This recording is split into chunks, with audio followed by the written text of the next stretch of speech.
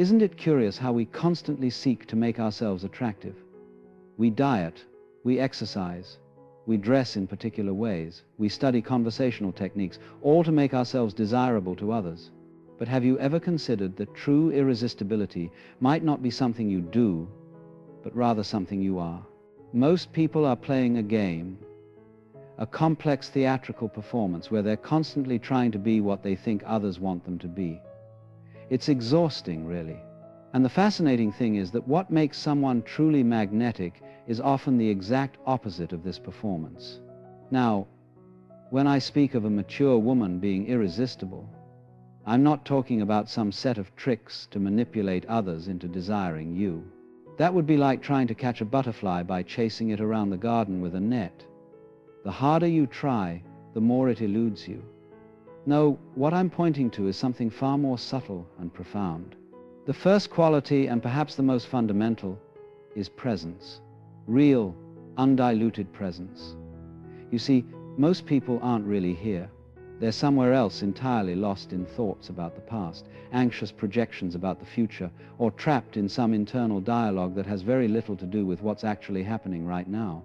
But a woman who has cultivated genuine presence has a gravity about her that's quite remarkable. She's fully here, not dividing herself between the conversation she's having and the one running in her head. When she listens to you, you feel truly heard, perhaps for the first time in your life. This kind of undivided attention is astonishingly rare in our fractured world, and when you encounter it, it's absolutely mesmerizing. It's rather like the difference between watching a pre-recorded television program and being at a live performance. In the latter, there's an electricity, a sense that anything could happen. The person before you is responding to this moment, this conversation, this exact configuration of reality that will never exist again. And there's something about that authenticity that bypasses all our usual defenses. The second quality is self-possession, not self-improvement, mind you, which is just another form of self-rejection. This constant sense that you're not good enough as you are and must be ceaselessly upgraded. No, I'm talking about a woman who has made peace with herself, who contains her contradictions without needing to resolve them. You see, the immature person is always in conflict with themselves. They have an ideal self they're trying to become and an actual self they're running away from. But the mature woman has stopped this exhausting civil war. She's not perfect, far from it, but she's perfectly at ease with her imperfections. There's a kind of sovereignty in her relationship with herself. This self-possession manifests as a delightful unpredictability. She's not bound by rigid ideas of who she's supposed to be, so she's free to respond to each situation freshly. She can be serious one moment and playful the next, intellectual and then sensual, without any sense of contradiction. She contains multitudes, as the poet said, and this makes her endlessly fascinating. The third quality, and this is particularly bewitching, is a certain relationship with control. Most of us are control freaks. We're desperately trying to manage how others perceive us, to manipulate outcomes, to ensure that life conforms to our expectations. It's a nervous, brittle way to live, and it's terribly unattractive. But a mature woman has learned the art of flowing with life, rather than wrestling it to the ground. She understands that control is largely an illusion, that life is too vast and complex to be managed, and this gives her a remarkable kind of poise.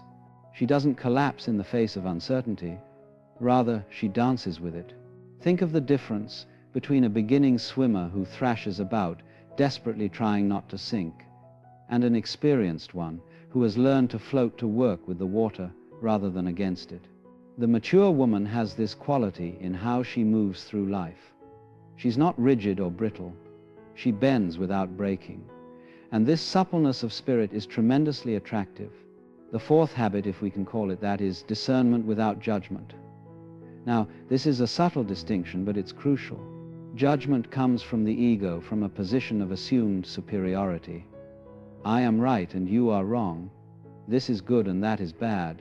It creates separation and distance. Discernment, on the other hand, is the capacity to see clearly without the ego's constant commentary and evaluation. A mature woman can perceive the truth of situations and people without needing to rank them in some hierarchy of value. She doesn't divide the world into heroes and villains, successes and failures. This quality manifests as a kind of acceptance that doesn't collapse into approval. She can see people as they are with all their contradictions and complexities without needing to fix them or change them. There's a spaciousness in how she relates to others that allows them to be themselves without fear of condemnation.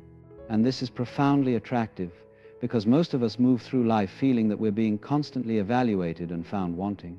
To be in the presence of someone who isn't secretly grading your performance is an immense relief. People naturally gravitate toward those who allow them to be as they are. The fifth quality is emotional autonomy. Now, this doesn't mean emotional detachment or coldness, quite the opposite. It means that a mature woman's emotional well-being isn't hostage to external circumstances. She doesn't depend on others for her sense of worth or happiness.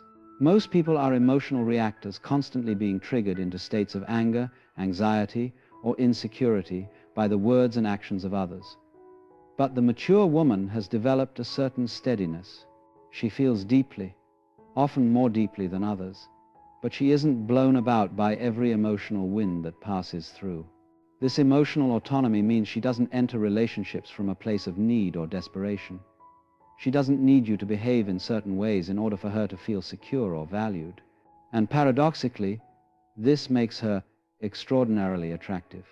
Because when someone chooses to be with you, not out of need but out of desire, not because you fill some emotional void, but because they genuinely delight in your company, well, there's nothing more flattering than that. The sixth and final quality, and in many ways this encompasses all the others, is a profound comfort with mystery. You see, immature people are terribly uncomfortable with ambiguity. They want clear answers, black and white distinctions, certainty in all things. They want life to be a problem that can be solved once and for all. But a mature woman has made friends with mystery. She understands that the most important things in life, love, beauty, meaning, consciousness itself, aren't problems to be solved, but mysteries to be lived. She doesn't need to have everything figured out. There's a humility to her relationship with existence, not a self-deprecating meekness, but the true humility that comes from standing in awe before the vastness of life. This comfort with mystery gives her a kind of depth that's immediately apparent. You sense that there's always more to discover, that you could know her for a lifetime and still be surprised. And what could be more irresistible than that? Now, it's important to understand that these qualities aren't techniques or strategies. You can't fake presence or self-possession.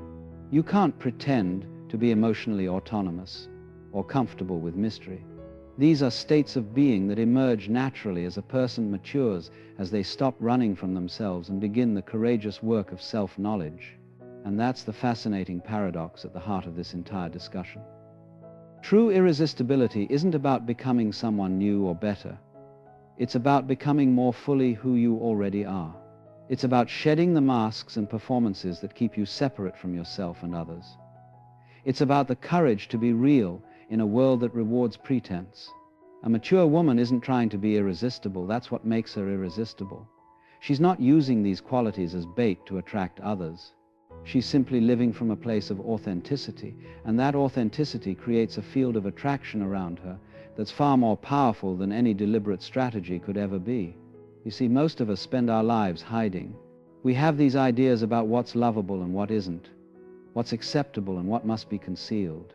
And so we present a heavily edited version of ourselves to the world, hoping that this carefully curated self will be accepted and desired.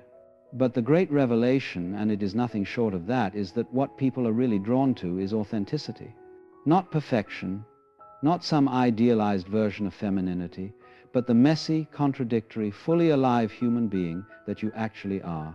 A mature woman has realized this. She stopped trying to be perfect and started being real. She stopped performing and started living. And in doing so, she's tapped into a kind of magnetism that has nothing to do with age or appearance or social status. It's the irresistible power of a person who is fully alive and fully themselves.